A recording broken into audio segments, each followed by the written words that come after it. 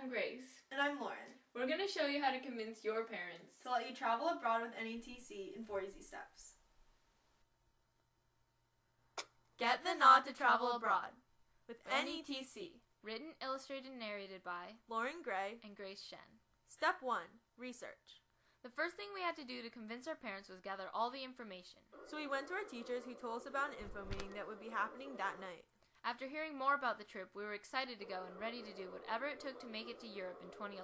We knew from past experience that our parents didn't enjoy it when we let them know about our plans at the last minute.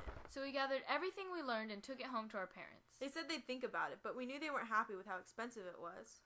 We knew we couldn't simply do more chores to try to convince our parents. Because to us, going to Europe is worthy of much more time and effort than extra cleaning, which we do anyway. They supported our going if we could raise the money because they knew how much it meant to us. So step 3 is fundraising.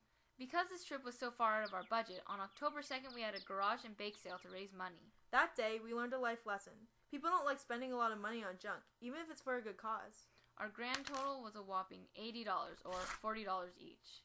So we used some of the money to buy cupcake ingredients so that we could sell cupcakes at school. This only added $10 to our savings, which was far from enough.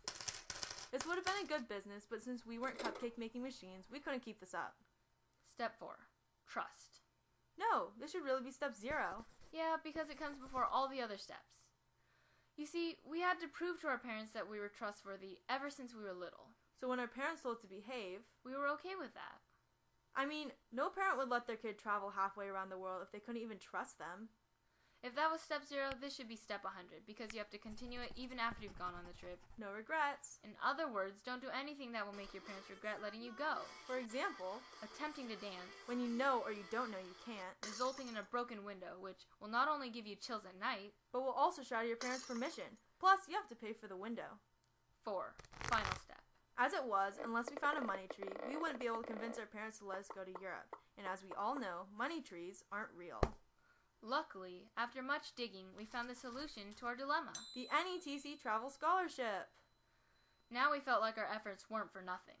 We knew winning the scholarship would be the final step in convincing our parents to let us go on an NETC tour to Europe in 2011.